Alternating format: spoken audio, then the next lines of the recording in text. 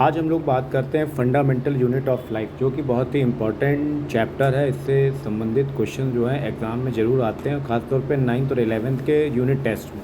तो पहला क्वेश्चन है विच प्लास्टिड आर कलरलेस। तो कलरलेस प्लास्टिड कौन सा होता है? तो वो होता है ल्यूकोप्लास्ट, जो कि रूट में पाया जाता है। क्लोरोप्लास्ट ग्रीन होता है, लीफ में पाया जाता है। क्रोमोप्लास्ट जो है फलों को, जब फल पक जाते हैं तो क्रोमोप्लास्ट पाया जाता है। तो कलरलेस कौन सा होता है? ल्यूकोप्लास्ट। दूसरा क्वेश्चन ये है कि फल अगर कच्चे हैं तो बदल जाते हैं उनका कलर जब वो पक जाते हैं, तो क्योंकि ऐसा होता है क्लोरोप्लास्ट जो होता है वो चेंज हो जाता है क्रोमोप्लास्ट में। तो याद रखिए, क्लोरोप्लास्ट क्रोमोप्लास्ट में चेंज हो जाता है, तो ये ऐसा पाया जाता है। The phenomena where cytoplasm shrink in a hypertonic medium is called. इसका आंसर होगा प्लाज्मोलेसिस, क्योंकि सेल वॉल के अंदर प्लाज्मा मेम्ब्रेन जो होती है श्रिंक करने लग जाती है, सिकुड़ जाती है। फ्रंटोलेसिस का मतलब है कि एटमॉस्फेरिक प्रेशर जो है वीक होने लग जाता है।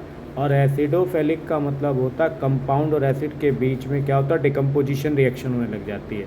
और अलोलेसिस में क्या होता है, एंजाइमेटिक डाइजेशन के लिए जाना जाता है, इसलिए इसका आंसर प्लाज्मोलेसिस होगा। नेक्स्ट है energy currency of a cell किसको कहते हैं? एटीपी को। एटीपी को हम लोग energy currency of the cell के नाम से जानते हैं, ये याद रखेंगे। नेक्स्ट क्वेश्चन है power house of a cell किसको बोलते हैं? माइटोकॉन्ड्रिया को हम लोग power house of a cell के नाम से जानते हैं।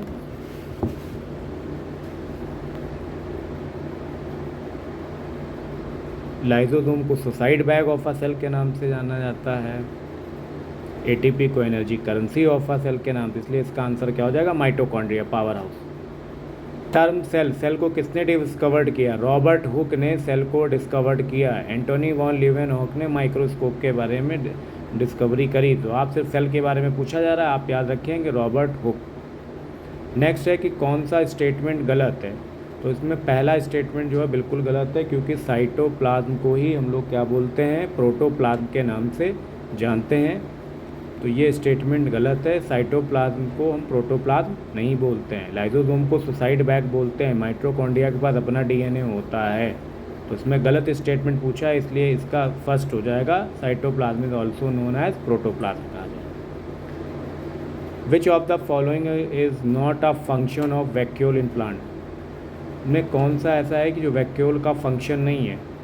तो वैक्यूल जो होता है सेल डिवीज़न में हेल्प नहीं करता है। वैक्यूल मेटाबॉलिक वेस्ट को, टॉक्सिक वेस्ट को इकट्ठा कर सकता है, टर्जिडिटी को मेंटेन कर सकता है, स्ट्रक्चरल सपोर्ट प्रोवाइड करा सकता है, लेकिन वैक्यूल कभी भी सेल डिवीज़न में पार्टिसिपेट नहीं कर सकता है, इसलिए इसका आंसर क्या हो जाएगा?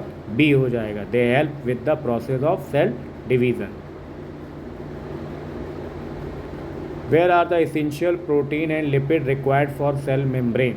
सेल मेम्ब्रेन को बनाने के लिए प्रोटीन और लिपिड की ज़रूरत किसको होती है? एंडोप्लाज्मिक रेटिकुलम में ये कंडीशन देखी जाती है, ना तो क्रोमोसोम में, ना तो लाइसोसोम में, ना तो माइटोकॉन्ड्रिया में, इसलिए इसका आंसर हो जाएगा एंडोप्लाज्मिक रेटिकुलम, यानी ऑप्शन सी हो जाएगा इसका करेक्ट आंसर।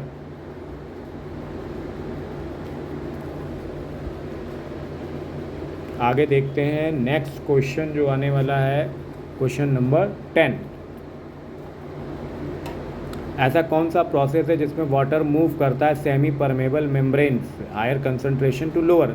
तो आपको मैं बता दूं इसका करेक्ट आंसर हो जाएगा ऑस्मोसिस। ऑस्मोसिस में क्या होता है? वाटर का मूवमेंट हायर कंसंट्रेशन से लोअर कंसंट्रेशन की तरफ होता है due to semi permeable membrane. Semi permeable membrane आ जाए तो समझ जाओ ऑस्मोसिस है। डिफ्यूज़न में सेमी परमेबल मेम्ब्रेन का कोई लेना देना नहीं होता है। एवोपोरेशन में लिक्विड जो है गैसियस स्टेट पर कन्वर्ट हो जाता है। तो ये बहुत ही इंपॉर्टेंट क्वेश्चन थे एमसीक्यू, जो क्लास 9th या 11th के यूनिट टेस्ट में वगैरह पूछे जा सकते हैं। तो इनको अच्छे से देखिए, वीडियो अच्छा लगे तो लाइक ज़रूर करिए। Okay, thank you so much.